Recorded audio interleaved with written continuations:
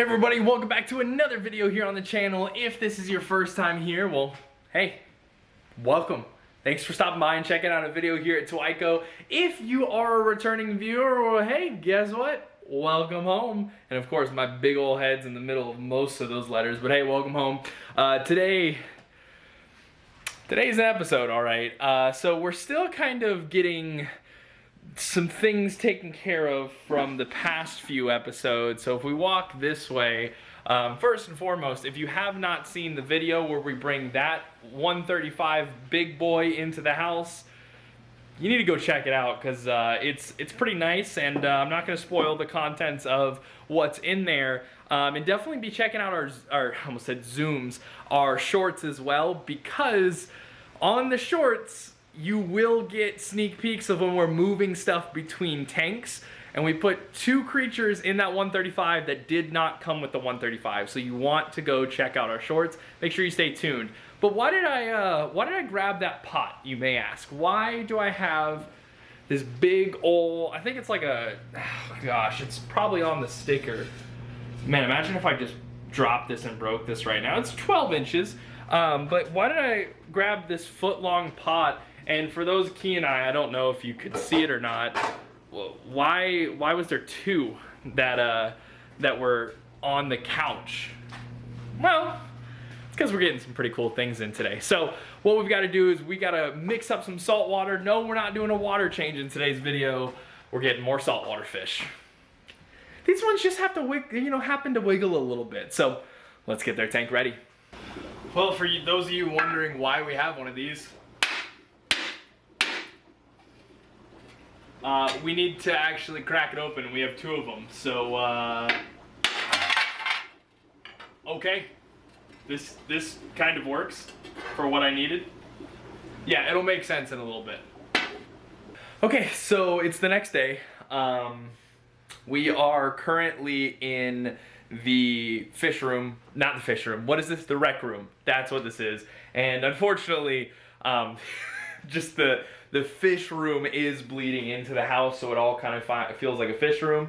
But this is our, of course, community planted aquarium that we have, and it looks all great, especially when the light's on, but we need to move it. So as we've talked about in previous videos, I do believe, basically what's gonna happen is the 135 is going to stay where it's at. The 75 that we moved in the living room is going to stay there. That 55 with the axolotls is going to move in here, and then anytime the axolotls breed, it's going to go underneath in a 5-gallon.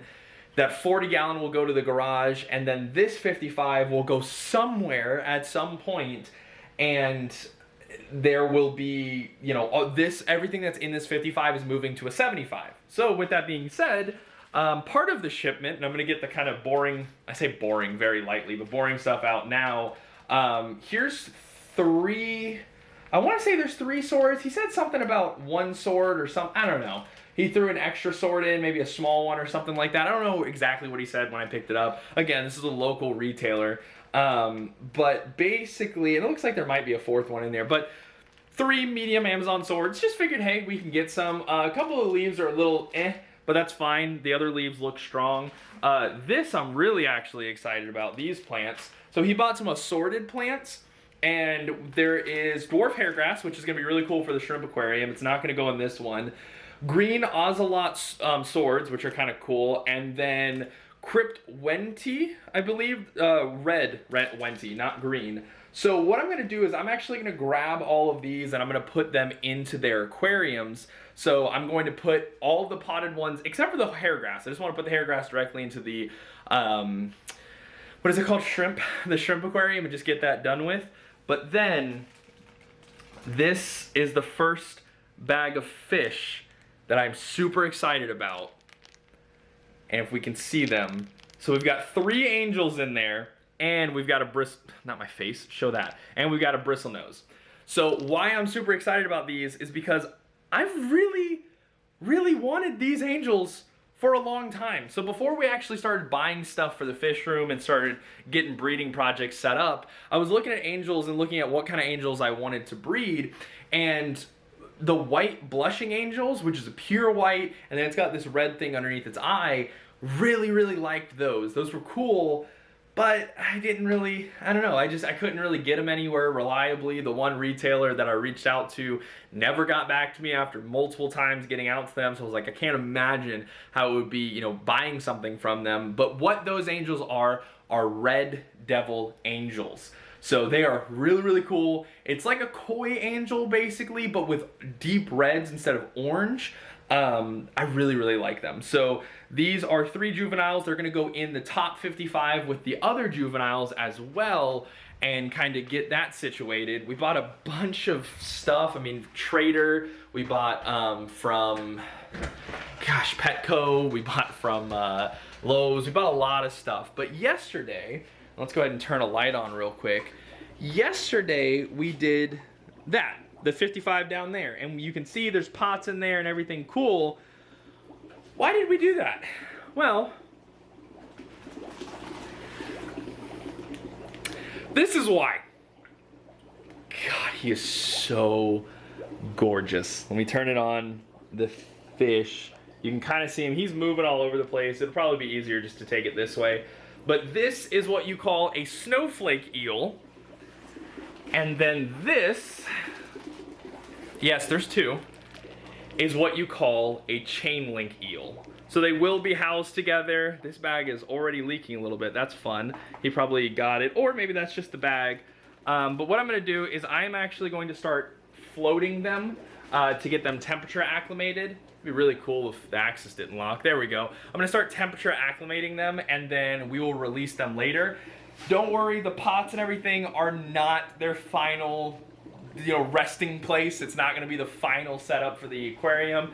This is just because this guy's had them for a couple of weeks and nobody wanted them. He usually does freshwater stuff, and then hey, he got some saltwater stuff in, and the eels basically just weren't moving. So I said, hey, I saw that these have been around for a little while. You know, what are we looking at? You know, what are we looking at? Because we're getting more into saltwater, and I feel a lot more comfortable with saltwater fish than I did before. Because I mean, we've had that 75 up and running and doing fantastic for coming up on a year soon. And then down there, we transferred that into a saltwater tank as well. And now we've got the 135 Big Boy. And of course, the 135 Big Boy, that's an established tank. I had established media to start that one.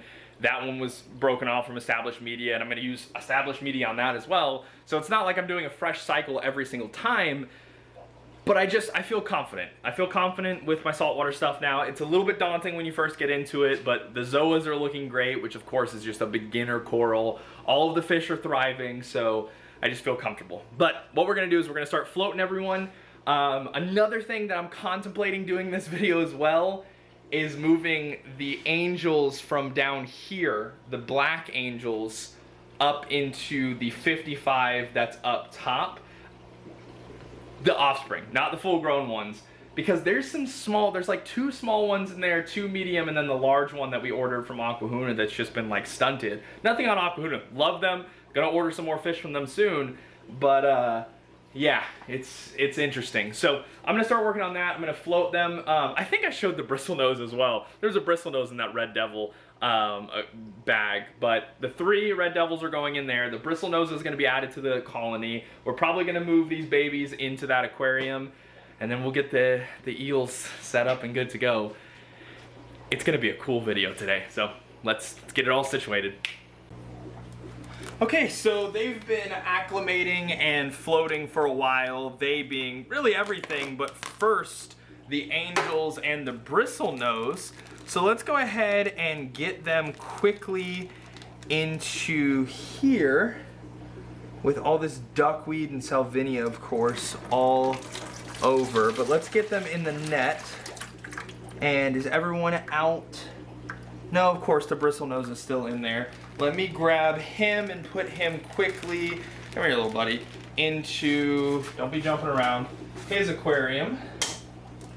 All right, he's in and he's gone, of course. And let me just inspect these all. I mean, they look nice. So let's get them in the tank and then I'll show you what they look like. Okay, so here they are. They're of course going to be a little pale for the time being, but we've got all 3 of them right here. So they're close to the size of some of the juveniles. I mean, those are pretty dead on. But I am hatching out live baby brine, of course, for my, not only just my angels. Speaking of angels, yeah, if you can see the cloud over there, they've hatched out as well. But not only just for those angels, but also, of course, the apistos that are over here, that fry. And then I just like to spoil the ones down below, the ones in the black angel tank. But then also I've been feeding it to the brine, or not the brine, what is that? The saltwater setups. And we're having it for the axolotls as well, which probably a lot of this will have been, you know, explained in different videos, but they're looking okay. Of course, a little bit stressed out, as you can imagine. And then the bristlenose, just to kind of walk down a couple of steps, the bristlenose I put into the tank and instantly went somewhere. It's just, yeah, it's somewhere in there. But with that being said, there we go. Now we're gonna get on to the fun part, which is not freshwater, and we're gonna do the saltwater. And then we'll get like this dwarf hairgrass, we'll get that planted out, we'll get the other tanks, or the other plants in the ground, the Amazon swords in the ground, but then the stuff that are in the pots, those are just gonna stay in the pots until we move everything to the 75. But let's do the eels. Okay, so we're gonna get this done quickly in the interest of just getting them in the tank. Definitely gonna clean the glass, no worries. So a lot of this is just crap on the glass. And no, this is not their final scape. We are ordering in some live rock, but as I kind of explained earlier, just in the interest of time and getting them from the dude that we needed to get them from is why we're making kind of a simple scape for them, but also making sure that they have plenty of places to hide and make their territories and so on and so forth. So, first one, let's go ahead and get big boy, the snowflake, into this net. And there he is out. So this bag over here, I do want to kind of coax him into going specifically into this hide. I just feel like this is going to be a better hide for him. Perfect. Okay, he went directly where I wanted him to go. Good, good. All right, now the chain link, which is obviously going to go into the other hides, because I feel that's going to be the smarter option. So open him up. Chain link is going to stay smaller and is a little smaller. So the snowflake is going to be the larger of the two. Period, end of story. Drop that over there. He's got something in with him that I'm not sure what it is, and I don't really want to grab it right now. Let's see if I can maybe, there we go. Oh, it's just a shell. That's so stupid. Anyways, let's get him over there. Good, good, good. Let's not go directly towards the he went directly towards the little, I don't even know what it's called anymore. Oh my gosh, the stupid wave maker. Like, he's going right next to it and he's going under it.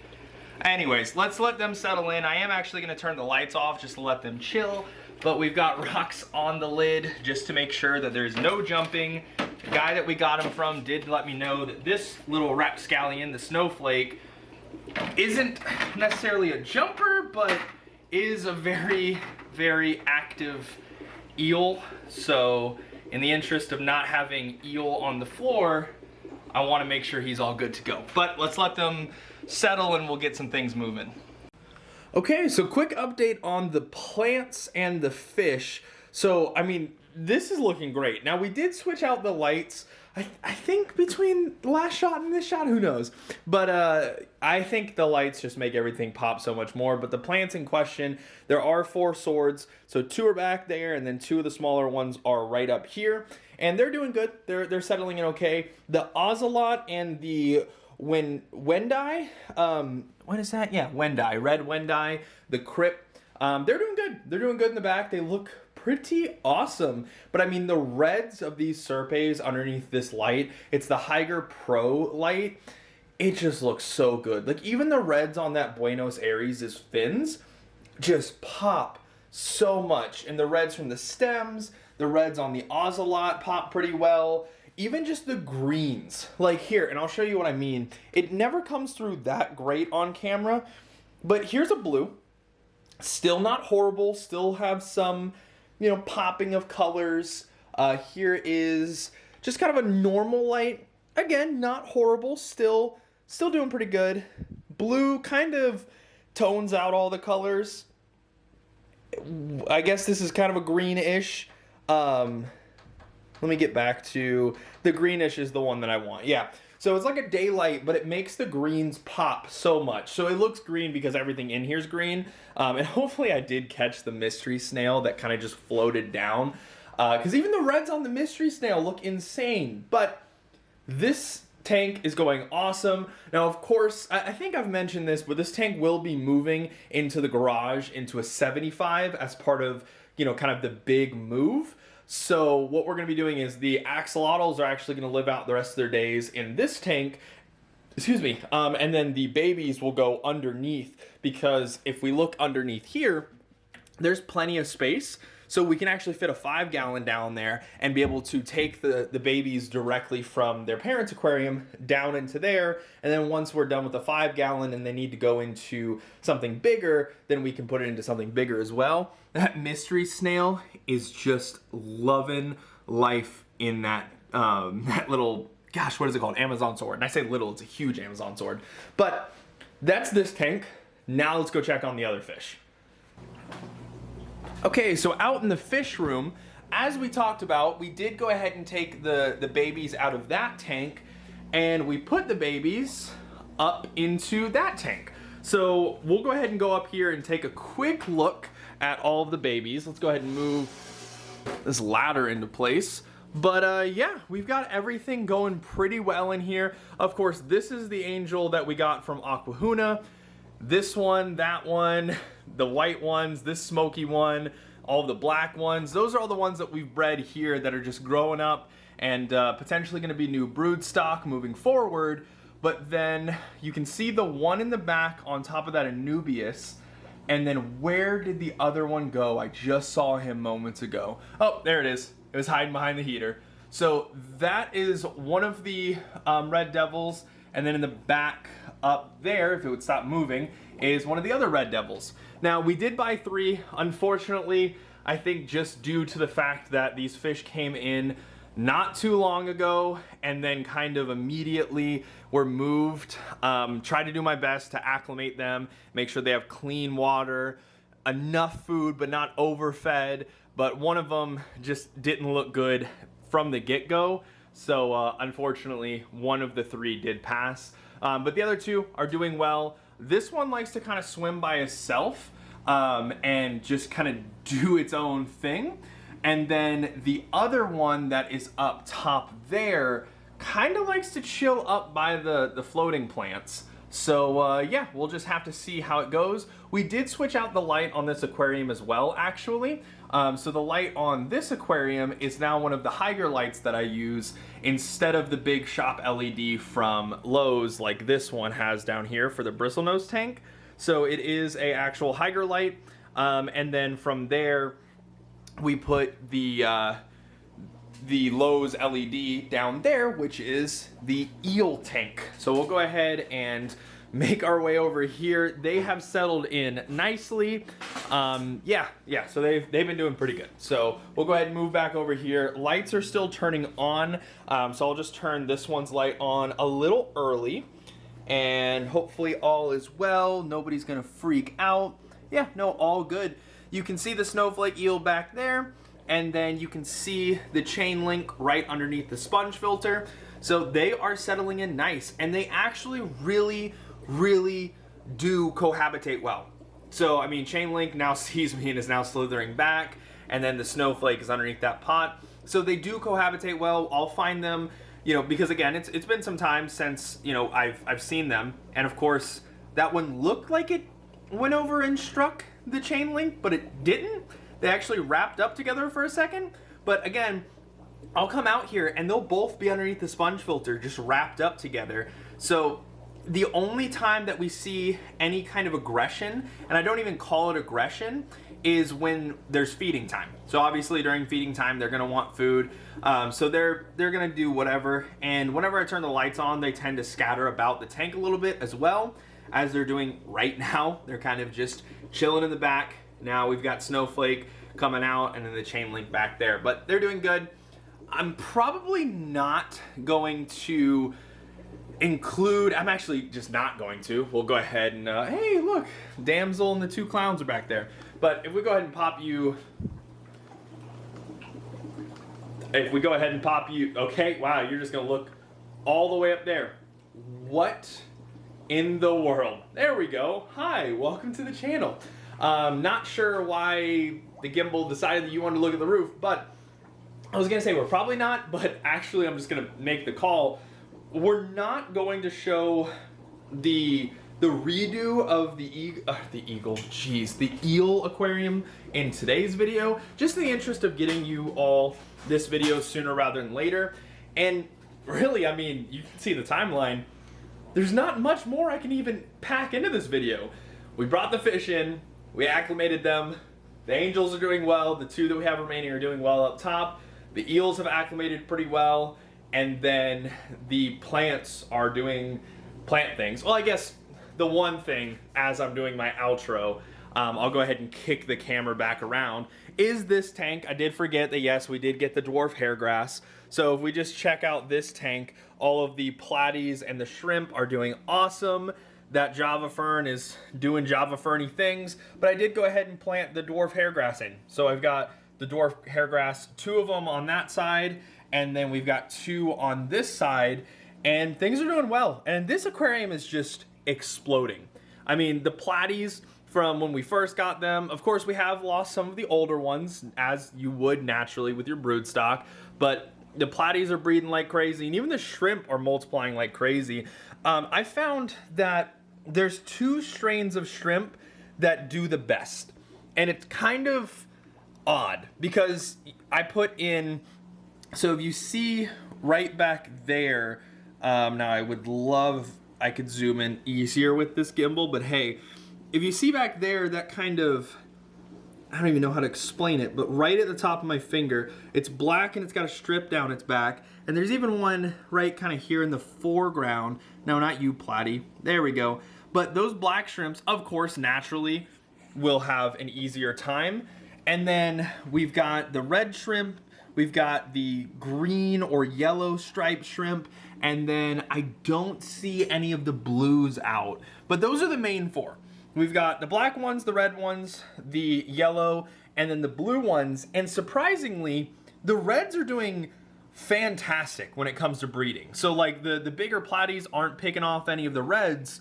And then of course you'd imagine that the black ones would blend in with the black substrate, they would hide into the dark crevices, so those are doing well and that makes sense.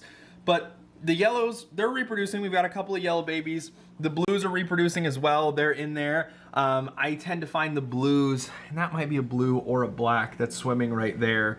I can't tell because of how small it is.